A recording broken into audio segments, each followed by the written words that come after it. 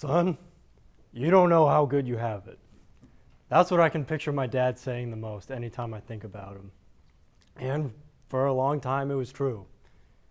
Growing up, my parents were always very frugal people. Anything I wanted education-wise, that was no problem. But any sort of luxury, a phone bill, a video game, that was on me. So naturally, when it came time to apply for college, I wondered, what's the situation? What kind of place can I go? What kind of education can I afford to get? And no matter what school I looked at, they said, oh, that's no problem. Don't worry about the money.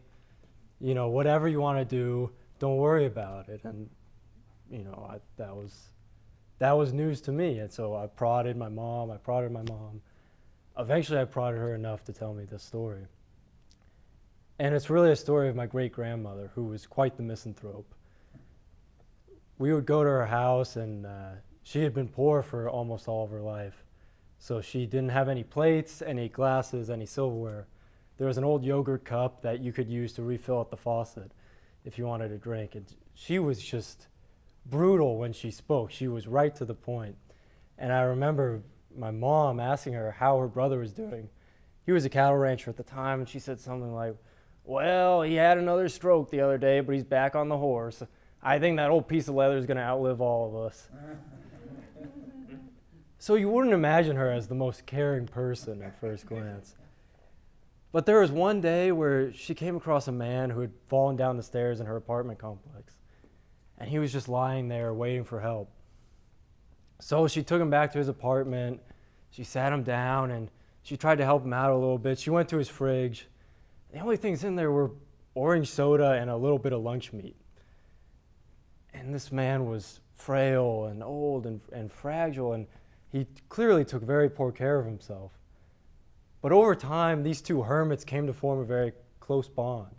So much so that this man, his name was Mr. Zullenmeyer, started coming around my mom's house for dinner, although he would always feed us scraps to the dogs. And it wasn't for a long time that anybody learned who he was, where he came from, or anything about him. But as it turned out, he was an Austrian Jewish man who'd fled his country during the war and found himself in El Paso, Texas, of all places. And he spent all his time inside investing. At least that's what he said he was doing.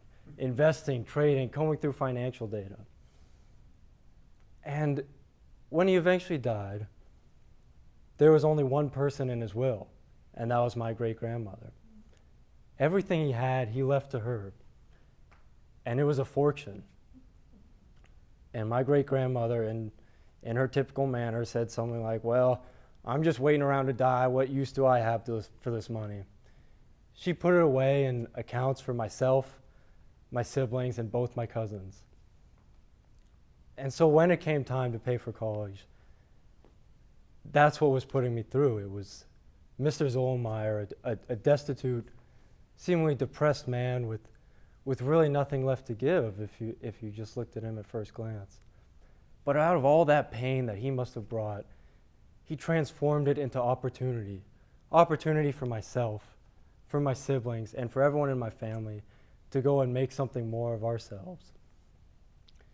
And when I heard this story, this was after my freshman year in college, and it completely changed my perspective, completely changed my life, how I saw what I was going to do, not as just something to do for myself, but as a tribute to him, to my mother, to my father, to everyone who had sacrificed something for me.